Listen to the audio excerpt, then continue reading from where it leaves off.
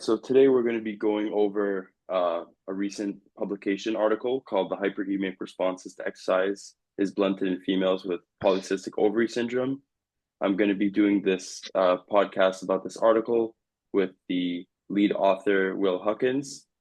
Um, I am Itai Benelli. I'm an undergraduate student here at the CHARlab, and we're going to be going over the basics of the article and just have a little bit of discussion about what exactly the article is and what the research process was like. So I'll give it over to Will to give himself a quick introduction. Yeah, awesome. Thanks. I'm Will. I'm going into my third year of my PhD in CHARlab as well. Um, I've been here, I started as an undergrad, started my master's here, and then this was actually my master's project, which I then fast-tracked into my PhD. So this will end up being the first chapter of my PhD. Um, since then, worked on some other PCOS stuff, so all of my research sort of focuses on PCOS. This one specifically, as Itai mentioned, is looking at the hyperemic response to exercise. And then what I'm looking at now is slightly different. We're looking at how physical fitness and androgens might be sort of a little bit of an interplay, looking at cardiovascular health and athletic performance. But anyways, we won't get too much into that. We'll try and stay on topic for now. Yeah, it's a really cool article, and PCOS, polycystic ovary syndrome, is a super complex topic that's been approached from many different angles. So what brought you specifically into PCOS research? Yeah, so in all honesty, it started with Charlotte offering me a position in the lab. And at the time, she had some projects that she wanted to be run in PCOS. So the lab brought me in for the master's, and then I sort of got the project. I was able to pick a little bit. So I was able to pick sort of what kind of a project I wanted to run, but it sort of had to be within PCOS. But then since I started that one, I sort of fell in love with it and looking at, as you mentioned, like all the different complex elements and the interplay between the cardiovascular disease risk, the high androgens. Like it's not very many models in humans where you get to like look at all of this interplay. So that's really was so interesting to me. And then hearing the stories from the participants about sort of some frustrations they have with care, especially as we mentioned in this one, we do lean females. A lot of the time you hear like a lot of the time it's go on the pill, lose weight, exercise more, and they're kind of like, well, I can't really lose any more weight. So like what am I supposed to do now? Um, so that's sort of what led me to stay in the lab. And then I proposed my PhD to Charlotte and said, this is what I want to do. And she said, okay. So when she said okay and didn't try and push back at all, I was like completely sold.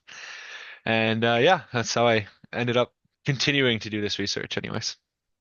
Yeah, that's cool. And yeah, I'm glad you started to talk about like the participant experience because I'm just curious throughout this process of, you know, going through the data collection of this research. Like, do you have any moments that you think were your favorite or some cool moments looking back on it? Um, I think overall, my favorite moments in the lab are when we're with the participants. Honestly, like I love data collection and I love especially the way that I do data collection.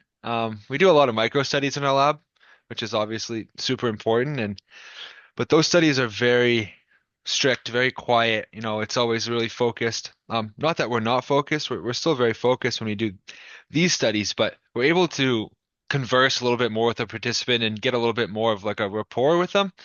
And that I really enjoy a lot. In terms of specific instances, honestly, it's been like a year and a half since I collected this data, which we'll get into in a bit, sort of like what the submission process looked like and all of that.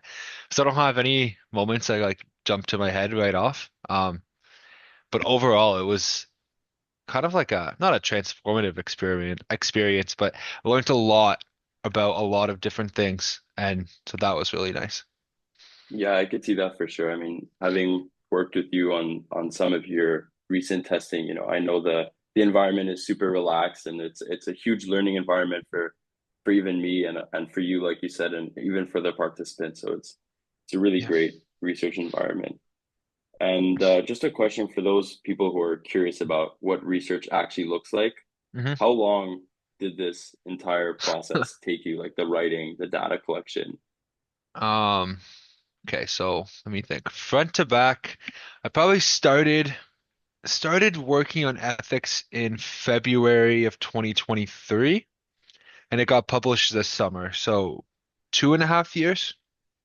Um, Plenty of reasons for that. One is it just takes a long time, especially like for this study, we matched age, uh, BMI, contraceptive use, physical fitness levels, and then we also controlled for menstrual cycle phase. So when you're controlling for that many things, it just inevitably takes a little bit longer. I was also gone for a summer, and the publication process also took a while. But yeah, it just takes a long time. I mean, just in uh this publication itself, there's like 21, 22 different versions of the paper, right? So there's 15 or 16 before we even submit. Then once we submit, then we went back and forth twice with the reviewers who had some really nice comments. Um, so we were able to go back and forth and strengthen the paper a lot, which was really nice. But it still takes time and it takes a lot of different versions. So yeah, I guess 2.5 years to have it all said and done. Yeah, that's a sounds like a long process, but It's a marathon, yeah, not a sprint. I'm sure it was all worth it. And I could assume it was especially worth it. I mean, reading the article, seeing your hypothesis, and then seeing, your results align with your hypothesis. I'm sure that was like the gold at the end of the rainbow there. Yeah, it is. I mean, you never really know what you're gonna end up finding. You do your background as best as you can, and you find the gap, and you have your physiology to back you up, and saying like this is what we think we're gonna find. Um, so in this case, like you said, we did find kind of what we expected, but not exactly for the reason we expected, which is also kind of interesting. We hypothesized blunted hyperemic responses, right? So blunted blood flow responses to exercise. But really, we thought it was going to be because of absent vasodilation. So we see that in other stimuli. So in like just CPT or like reduced endothelial function in PCOS, we see these like blunted vasodilatory responses. But that's not what we saw here. The vasodilatory response was identical, but it was actually the blood velocity that was different. So unfortunately, we don't have a viscometer, so we're not able to look at like blood viscosity or some of the nuances of cardiac function, which we're getting into now more because our lab's starting to do some echo. So we're able to look at that a little bit more in depth. For this study, we only had the phenometer, which is nice, but obviously has some drawbacks as well. So we were able to get exactly at the mechanism. So I think there's still like a decent amount of work to be done here. But yeah, it's interesting that like we were able to find what we expected, but not exactly for the reason we expected. And it's just sort of Hmm. like a like what research is, Like you can never the amount of times that you design a study and it goes exactly how you expected and you find exactly what you thought is kind of like finding a needle in a haystack a lot of the time, I think. So no, it was nice. It was good. Yeah, I'm sure it was nice, and I see you're starting to go into the nitty gritty, like the cool physiology of the paper, and I think that's the next thing that I want to touch on. Hmm. So just like a preemptive question before we get into that. You mentioned like vasodilatory responses, Hmm. and I mean in the title of the paper they talk about like hyperemia. Do you mind just giving like a quick background on like what those two things are for those who Yeah. maybe aren't 100% sure? Yeah, for sure. So basically what we did here was we did a stepwise knee extension program. So we did knee extensions, 20 extensions per minute, and it got progressively more difficult. And when you do that, in order to supply your leg with all of the oxygen and get rid of all of the waste and all of that, you need increased blood flow to the limb. So the hyperemic response is the blood flow increase that's going to the leg in order to perfuse the muscle. And then, as you can imagine, if we're sending more blood to the muscle, what needs to happen to the artery is the artery needs to get a little bit bigger in order to support that increased blood flow. So the hyperemic response is the blood flow response, and then the vasodilatory response is the artery itself getting a little bit bigger in order to accommodate the increased blood flow going to the leg. Okay, perfect. Thank Yeah. you. So in this case, then you were saying that it's specifically it wasn't the artery itself getting bigger, it was more the increase of blood. Yeah, so when we look at blood flow, there's sort of two components. If you imagine, say, like water going through a pipe, the things that control how fast that water moves is how big the pipe is and how like much you're pushing the water through. Um, so in this case, it wasn't the size of the pipe, but it was the water itself. Um, we see in other cohorts of PCOS, we see some difference in blood viscosity, so the blood's more viscous, which might be a little bit to do with increased hemoglobin levels. Um, Again, I'm not able to measure that right now, but we're working on that too, working on maybe getting some carbon monoxide rebreathing, which would allow us to look at hemoglobin levels, which would be really neat. But as I'm sure you know, research is expensive and all of that Yeah. equipment costs a lot of money. So even though we may have plenty of great ideas, we can't do them all. And that's why, like, for a lot of research, you need to go, you get pieces of it at different places, and we have big collaborations to try and get as many minds on a thing as you can. Um, but yeah, so I think for this study, like I said, it wasn't the vasodilatory responses, it was the blood velocity. So how fast the blood is moving through. That's what was different. Yeah, thanks for the clarification. I Yeah. think it's really cool, honestly. Like the article is a nice read, and it shows a lot of really interesting things that you know piece in the story super well. And I see from the story and from the article, you decided to focus on lean Mhm. women with polycystic ovary syndrome. So why exactly was the focus on lean women, and Yeah. what does the risk profile for lean PCOS women look like? Yeah. So take those sort of one at a time. Yeah, First, why we focused on lean women is a bit of a two-parter. One, lean women with PCOS are overlooked all the time. About in Canada and the US, about 80% of the PCOS cohort are overweight or obese. And that kind of leaves that 20% to the wayside, especially when you look at trying to get funding and things like that. If you try and go specifically for lean, a lot of the funding agencies will be like, well, what about the other 80%? But what it misses out on is that there's some research that the cardiovascular profile is as bad, if not worse, in the lean cohort. So, and then on top of it, the number one thing that they recommend is lifestyle interventions, right? So exercise, diet, that kind of thing. But when they're already lean, of course, you can still exercise and it can still be beneficial, which is kind of what we're hoping to look at with my future studies. But it's like you say to lose weight, but like they can't lose any more weight. So what's going on there, and what can we do about it, and why are we not seeing a lot of the improvements that you'd expect to see? So that's going to follow up.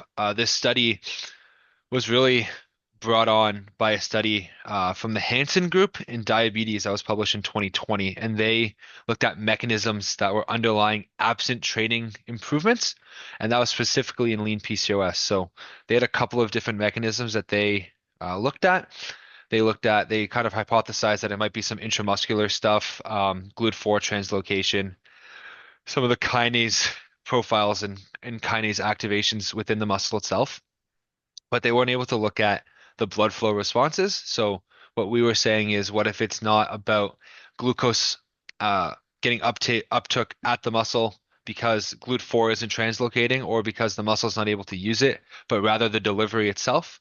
And that's what we're sort of set up to look at. So that's why we looked at lean specifically. One, the cohort is still at an increased cardiovascular disease risk and is often overlooked. And two, we kind of set it up as a follow-up study.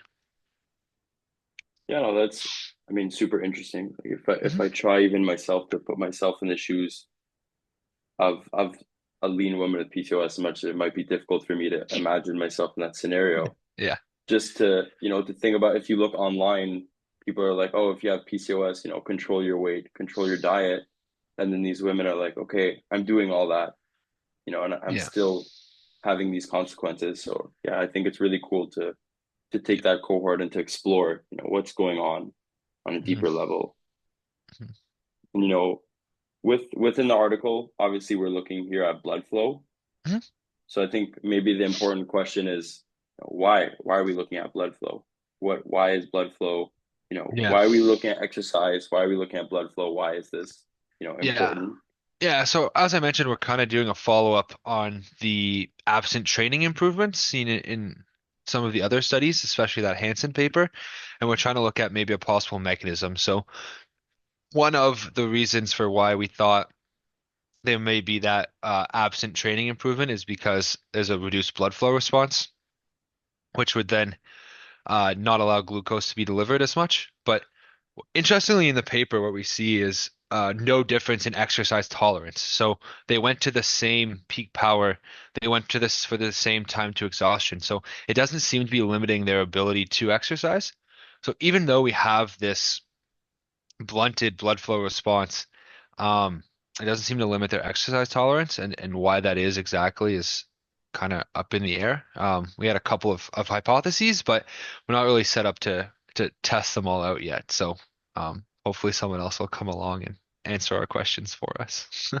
Yeah, one day I'm sure all those alleys will be explored. Yeah, exactly. Everyone will get their own master's or PhD paper out of that. I just have like a general question, I hmm think just to explore the concept of like what does it mean if somebody has like reduced femoral blood flow or reduced blood flow? Yeah, I mean, in this sense, it's strictly just like the amount of blood going through it, right? Like I said, we were trying to see if it might also limit exercise tolerance. So if you don't have enough blood going to the muscle and you're trying to exercise, if you have reduced oxygen delivery, waste removal, that kind of stuff, that can be a real hindrance. And you see that in some other cohorts.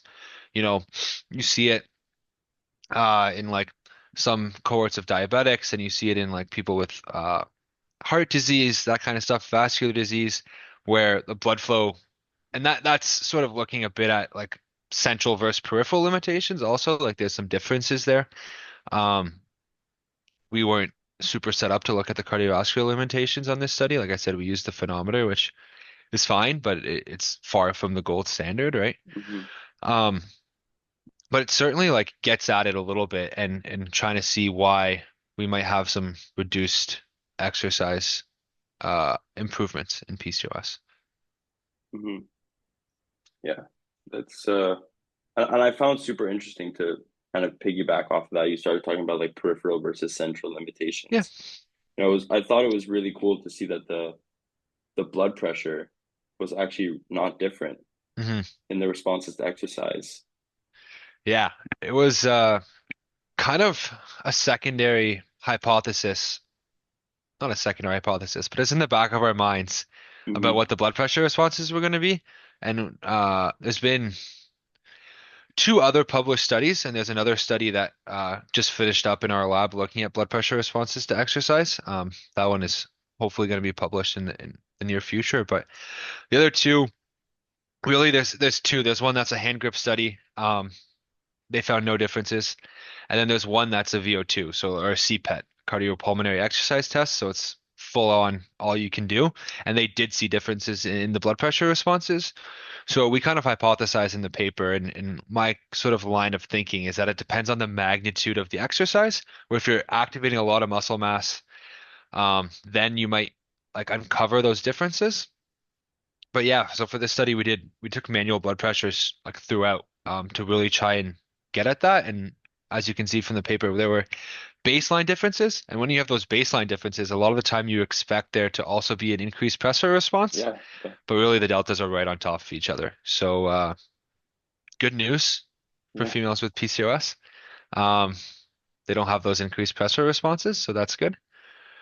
But yeah, just I don't know if a surprising finding, but certainly adds to the literature a little bit and gets at why we might see some differences in some cohorts and not other cohorts, and the importance of teasing out the different exercise stimuli and how different exercise stimuli might uh, result in some slightly different responses. yeah. No, that's I mean really cool. Like given the study with only doing the leg extensions, hmm so just it's interesting to see maybe how far that expands. Like what type of actual daily exercises.